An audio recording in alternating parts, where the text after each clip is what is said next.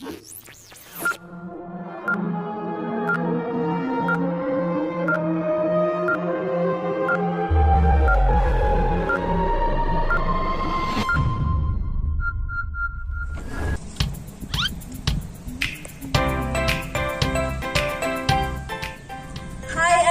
semua yang ada di rumah, selamat pagi, selamat hari Minggu. Perkenalkan, nama kakak Valentina Dia Martalena. Perkenalkan, nama kakak Cindy Sumantara.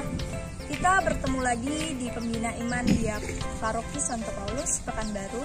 Minggu ini kita akan ditemani teman-teman kita di Stasi Santo Fransiskus Bukit Payu. Nah, Stasi Santo Fransiskus ini terletak di daerah Kampat. Apa kabar kalian yang ada di rumah? Semoga kita semua dalam keadaan sehat selalu ya. Nah, untuk mengucapkan syukur kepada Tuhan yang sudah memelihara kita hari demi hari, maka kita layak memuji Tuhan. Mari kita bernyanyi bersama-sama dengan penuh semangat dan sukacita.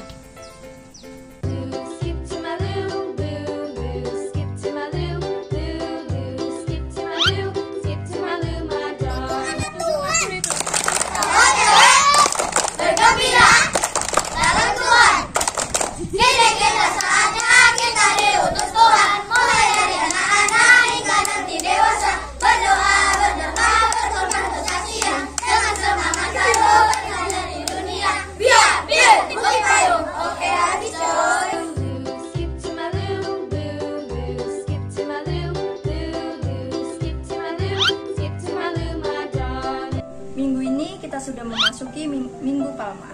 Nah, tahu nggak kenapa Minggu Palma identik dengan daun palma? Padahal kenyataannya masih banyak daun yang bisa kita gunakan dan dapat kita jumpai dengan mudah. Kenapa hayo? Karena daun palma merupakan simbol dari kemenangan. Kemenangan atas apa hayo? Karena kirene Tuhan telah menang melawan maut dan menebus dosa kita semua. Jadi, Minggu Palma adalah sebuah peringatan masuknya Yesus ke kota Yerusalem sebelum ia dikorbankan dan bangkit kembali.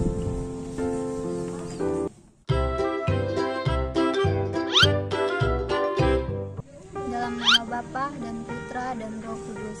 Amin. Selamat pagi Bapak yang baik. Kami bersyukur dan berterima kasih atas segala penjagaan dan berkat-Mu kepada kami sepanjang minggu ini. Terima kasih atas kesempatan bagi kami sehingga kami boleh mengikuti pembinaan Bina Iman Anak secara online pada minggu ini. Semoga kami dapat menyambut pekan suci dengan penuh sukacita. Kami bisa menahan diri dari segala hal-hal yang tidak baik dan bisa melakukan pertobatan terhadap segala dosa-dosa kami. Terima kasih Bapa, dengarkanlah doa kami ini yang kami sampaikan melalui perantaraan Tuhan Yesus Juru Selamat kami. Amin.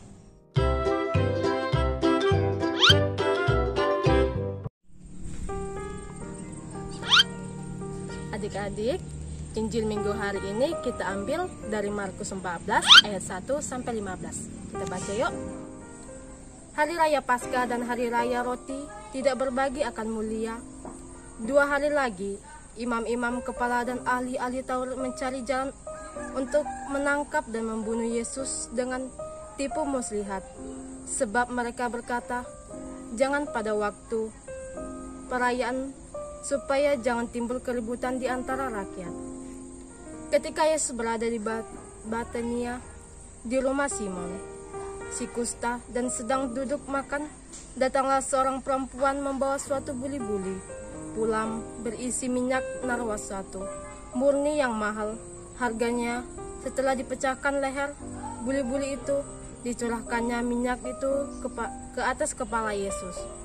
Ada orang yang menjadi gusar dan berkata seorang kepada yang lain, untuk apa pemborosan minyak narwasatu? Sebab minyak ini dapat dijual 300 dinar lebih dan uangnya dapat diberikan kepada orang-orang miskin. Lalu mereka memarahi perempuan itu, tetapi Yesus berkata, biarkanlah dia. Mengapa kamu menyusahkan dia? Ia telah melakukan suatu perbuatan yang baik kepadaku. Karena orang-orang miskin selalu ada padamu, dan kamu dapat menolong mereka bila mana kamu menghendakinya. tetapi aku tidak akan selalu bersama-sama kamu. Ia telah melakukan apa yang dapat dilakukannya. Tubuhku telah diminyakinya.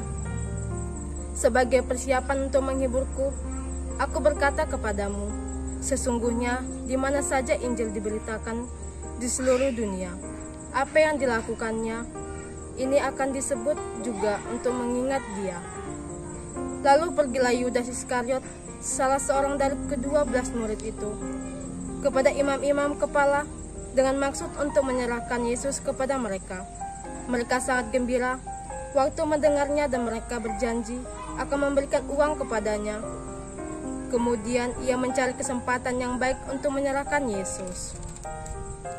Pada hari pertama dari hari raya roti tidak berbagi, pada waktu orang menyembelih domba Paskah, murid-murid Yesus berkata kepadanya, "Ke tempat mana engkau kehendaki kami pergi untuk mempersiapkan perjamuan Paskah bagimu?" Lalu ia menyuruh 2 orang muridnya dengan pesan, "Pergilah ke kota, di sana kamu akan bertemu dengan seorang yang membawa kendi berisi air. Ikutilah dia, dan katakanlah kepada rumah yang dimasukinya, 'Pesan Guru, di manakah ruangan yang disediakan bagiku untuk makan Paskah bersama-sama dengan murid-muridku?' Lalu orang itu akan menunjukkan kamu sebuah ruangan atas yang besar, yang sudah dilengkapi dan tersedia di situ. Disitulah kamu harus mempersiapkan perjamuan Paskah untuk kita." Demikianlah Injil minggu hari ini.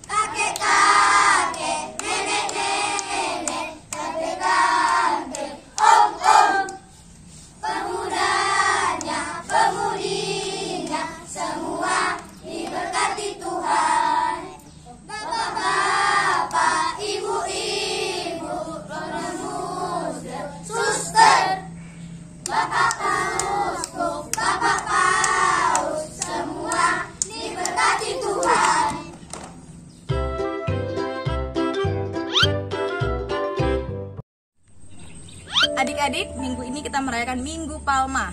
Yesus yang disambut saat ia masuk ke Yerusalem melambangkan saat-saat kesuksesan atau sukacita yang kita alami. Kita bersukacita karena meraih sesuatu yang berharga dalam hidup kita. Misalnya peristiwa saat-saat menyenangkan yang kita alami seperti mendapatkan hadiah dari orang tua, diajak berlibur oleh orang tua, disayangi oleh orang tua. Selanjutnya di Minggu Palma ini biasanya akan dibacakan kisah sengsara Tuhan Yesus. Nah, kisah sengsara Yesus itu menceritakan tentang peristiwa yang sedih atau tidak menyenangkan.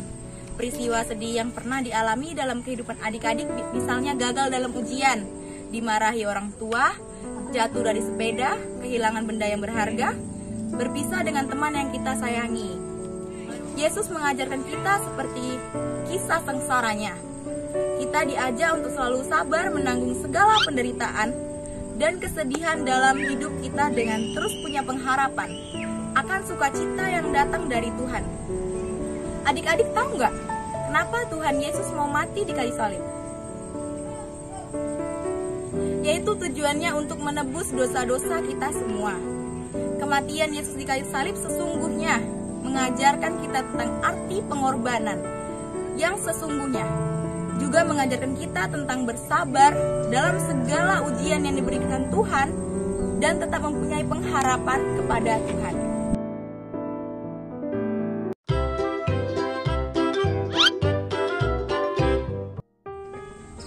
Refleksi untuk minggu ini adalah kehidupan sehari-hari.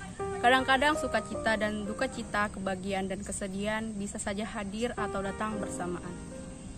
Apakah kita dalam kesenangan kita melupakan Tuhan, dan ketika dalam kesedihan kita baru mengingat Tuhan? Maka minggu ini kita belajar untuk menjadi anak yang selalu mengucap syukur dalam sukacita yang kita alami. Tidak boleh sombong atas apapun yang kita miliki.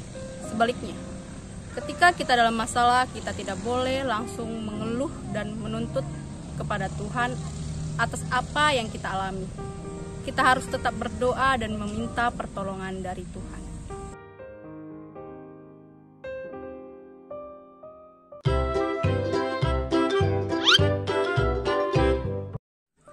Bapa yang baik, terima kasih atas kegiatan pembinaan BIA yang bisa kami dengarkan hari ini. Kami bersyukur diberi kesempatan mendengarkan firman-Mu hari ini. Semoga renungan yang kami dengar hari ini bisa membuat kami menjadi anak-anak Tuhan yang lebih baik. Semoga kami juga bisa merenungkan arti pekan suci dan melakukan pertobatan yang nyata dalam hidup kami. Kami mohon dengarkanlah doa kami ini ya Bapa. Mari kita satukan doa kita dengan doa Bapa kami. Bapa kami yang ada di surga, dimuliakanlah nama-Mu, datanglah kerajaan-Mu, jadilah kehendak-Mu, di atas bumi seperti di dalam surga. Berilah kami rezeki pada hari ini, dan ampunilah kesalahan kami, seperti kami pun mengampuni yang bersalah kepada kami. Dan janganlah masukkan kami ke dalam percobaan, tetapi bebaskanlah kami dari yang jahat. Amin. Dalam nama Bapa dan Putra dan Roh Kudus. Amin.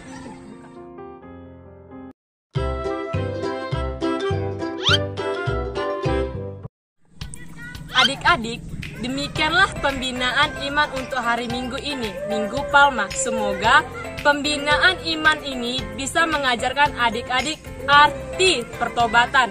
Sampai jumpa pada pembinaan iman minggu depan. Salam dan bye-bye.